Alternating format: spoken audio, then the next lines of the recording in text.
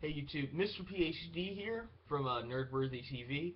Today's video is talking about the review for the third episode of Gotham, which was a very good episode.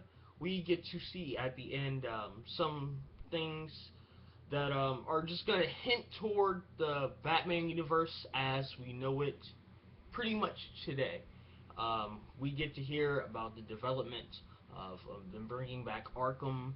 If you're a Batman fan, you know that the Arkham Asylum is kind of tied to almost every villain, monster, bad guy that Batman has has fought over the years. We also get to see more of the development about Penguin.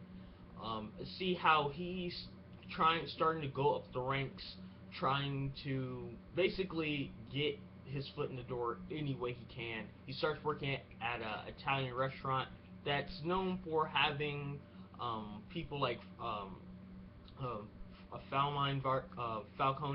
Carmine Falcone come in, and people, some big bosses in the whole organized crime industry start to come and converge to this one spot. So he's placed himself ideally located within the restaurant itself. Also, we get to see Jim Gordon face off with the Balloon Man, a vigilante of sorts that ties guilty, corrupt politicians, officials, public figures to ginormous weather helium balloons and lets them go off into the atmosphere until they pop and come back down, killing them.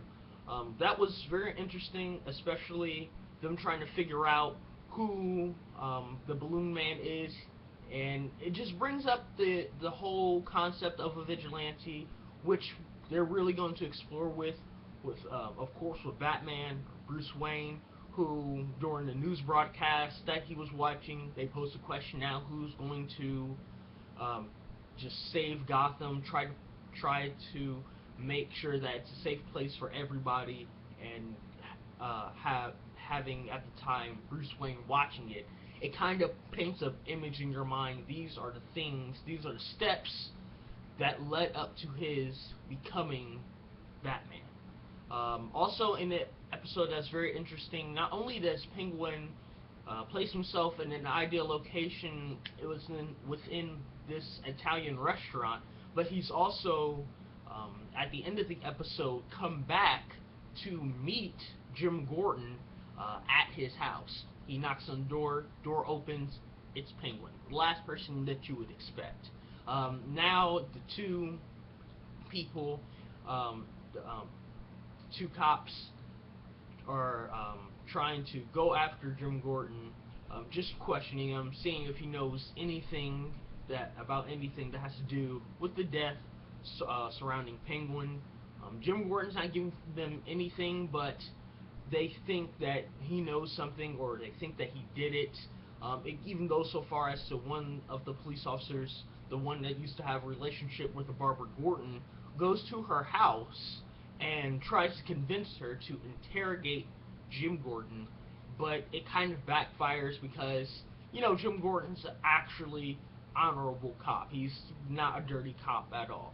So he's in the mindset, the Balloon Man, he's like, he tried to do all these things. It just messed him up psychologically, because he's like, the Balloon Man, he did all these bad things, but it's kind of hard to defend the people who are so guilty when when nobody wants to help anybody, and he feels like he's just doing it all by himself. And it was a really good episode, more so along the lines of that it portrays not only a physical or immediate danger dilemma for Jim Gordon, to the point where like he jumps onto the Balloon Man, who gets sent up with one of his own balloons just before it's shot down. The physical dilemma, but also the moral dilemma. Like, because you could see his point. They're corrupt officials, but Jim is still trying to uphold the law. The one thing I'm really don't understand is just timeline wise, the fact that they're using cell phones And then the main use, or the main, I guess, areas and ways which they get their news comes from a newspaper. I don't understand the like, what time period is this supposed to be? Like, Bruce Wayne is a child.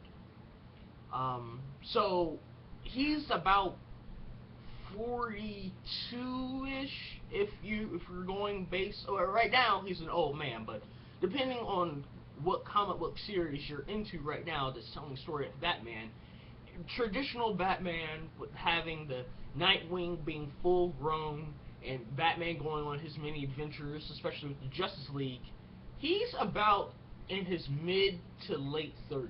So he's almost 40.